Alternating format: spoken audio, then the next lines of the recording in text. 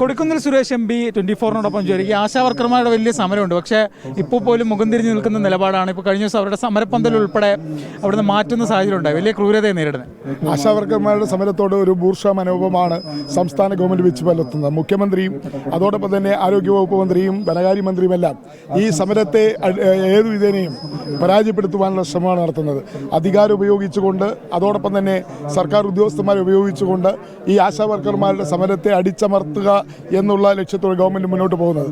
പക്ഷേ ആശാവർക്കർമാരുടെ സമരം പരാജയപ്പെടുകയില്ല. ഇന്നലെ മഴ പെയ്തപ്പോൾ ടാർപ്പാളിൻ കെട്ടി ആ മഴയിൽ നിന്ന് രക്ഷപ്പെടുന്നതിന് വേണ്ടി ശ്രമിച്ചപ്പോൾ പോലും ആ ടാർപ്പാളിനെ പോലീസിനെ കൊണ്ട് അപ്പോൾ തന്നെ മാറ്റിക്കാൻ ശ്രമിച്ച അതിക്രൂരമായ നിലപാടാണ് സംസ്ഥാന ഗവൺമെന്റ് ഈ പാവപ്പെട്ട സ്ത്രീകളോട്, ആശാവർക്കർമാരോട്, ഈ കോവിഡ് പോരാളികളോട് കാണിച്ചുകൊണ്ടിരിക്കുന്നത്. ഇത് തീർച്ചയായും കേരളത്തിൽ പരാജയപ്പെടുന്ന ഒരു സമരമല്ല.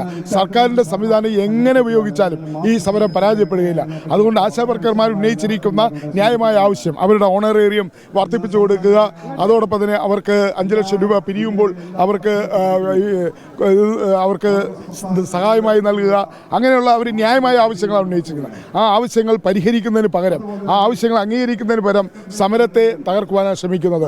പൂർണ്ണമായിട്ട് ഇതിന്റെ കൂടെ ഉണ്ടാവും. കോൺഗ്രസ് സമരം തുടങ്ങിയ അന്ന് മുതൽ ഇന്ന് വരെയും ഈ സമരത്തോടൊപ്പമാണ്. ഇന്ന് 13 കളക്ടറേറ്റിലേക്കും തിരുവനന്തപുരത്ത് സെക്രട്ടേറിയറ്റിന് മുന്നിലേക്കും കോൺഗ്രസിൻ്റെ പ്രതിപക്ഷ നേതാവ് KPC അധ്യക്ഷൻ, അതുപോലെ തന്നെ മറ്റ് വർക്കിംഗ് കമ്മിറ്റി അംഗങ്ങൾ ഉൾപ്പെടെയുള്ള നേതാക്കന്മാരുടെ നേതൃത്വത്തിലാണ് ഇന്ന് ആശാവർക്കർമാർക്ക് ഐക്യദാർഢ്യം പ്രഖ്യാപിച്ചുകൊണ്ടുള്ള സമരം ഇന്ന് നടക്കുന്നത്. തുടർന്ന് അങ്ങോട്ട് കോൺഗ്രസിൻ്റെയും അതുപോലെ തന്നെ പോഷക സംഘടനകളും ഒക്കെ തന്നെ വളരെ സജീവമായി തന്നെ ഈ ആശാവർക്കർക്കും വേണ്ടി സമരരംഗത്തിറങ്ങും. ഞങ്ങളുടെ നേതാവ് പ്രിയങ്കരിയായ പ്രിയങ്ക ഗാന്ധി ഈ സമരത്തിന് പ്രത്യക്ഷമായി തന്നെ പിന്തുണ പ്രഖ്യാപിച്ചു കഴിഞ്ഞിട്ടുണ്ട്. ഈ കോൺഗ്രസിലേക്ക് വന്നാലേ ഹൈക്കമാൻഡ് യോഗം വിളിച്ചതിന് ശേഷം മൊത്തത്തിലൊരു വെടിനിർത്തലായിട്ടുണ്ടോ? പ്രശ്നങ്ങളൊക്കെ തീർന്നോ? കോൺഗ്രസ് ഒറ്റക്കെട്ടായിട്ട് മുന്നോട്ട് പോകാൻ തീരുമാനിച്ചിട്ടുണ്ട്.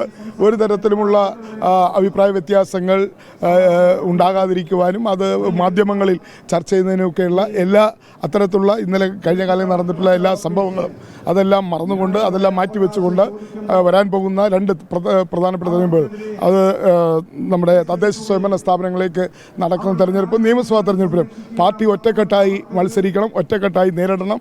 ഐക്യ ജനാധിപത്യ മുന്നണിയെ ഒരുമിച്ച് നിർത്തി മുന്നോട്ട് കൊണ്ടുപോകണം. ഈ യോഗത്തിൽ തരൂർ ഉൾപ്പെടെ പല നേതാക്കൾക്കും വലിയ തോതിലുള്ള വിമർശനം രാഹുൽ ഗാന്ധിയുടെ ഭാഗത്തുനിന്ന് ഉണ്ടായി എന്ന് പറയുന്നു.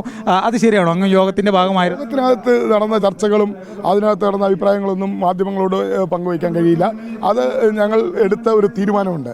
ഒരു കാരണവശാലും മാധ്യമങ്ങൾക്ക് മുന്നിൽ പാർട്ടിക്കകത്തെ പ്രശ്നങ്ങൾ ചർച്ച ചെയ്യാൻ പാടില്ല, അഭിപ്രായം പറയാൻ പാടില്ല എന്നുള്ള ശക്തമായ നിർദ്ദേശമാണ് കോൺഗ്രസ് പ്രസിഡന്റ് നൽകിയിട്ടുള്ളത്. അതുകൊണ്ട് ഒരു മീറ്റിംഗ് കൂടുമ്പോൾ അവിടെ നടക്കുന്ന ചർച്ചകൾ അതെല്ലാം മാധ്യമങ്ങൾക്ക് മുന്നിൽ പറയുക എന്ന് പറഞ്ഞപ്പോൾ ആ മീറ്റിങ്ങിന് ആ ഒരു പ്രസക്തിയുമില്ല. അതുകൊണ്ട് ആ ചോദ്യത്തിന് ഉത്തരം അറിയിക്കുന്നു. ഈ നിയമസഭയ്ക്ക് മുമ്പ് കോൺഗ്രസ് പുനഃസംഘടന ഉണ്ടാവുമോ? അധ്യക്ഷൻ മാറുമോ അതോ കമ്മിറ്റി മാറുന്ന രീതിയിലായിരിക്കും? പാർട്ടി ഹൈക്കമാൻഡാണ് തീരുമാനിക്കേണ്ടത്. കൊടിക്കുന്നിൽ സുരേഷാണ് 24-നോടൊപ്പം ചേർന്നത്. അദ്ദേഹം കോൺഗ്രസ് പുനഃസംഘടനയെക്കുറിച്ചും ഒപ്പം തന്നെ ആശാവർക്കർമാരുടെ സമരത്തെക്കുറിച്ചും ഒക്കെയാണ് നമ്മളോടൊപ്പം ഇത്രയും നേരം സംസാരിച്ചത്. ക്യാമറമാൻ സഞ്ജയ് ഇക്ബാലിനൊപ്പം AV ജയശങ്കർ, 24 പത്തനംതിട്ട.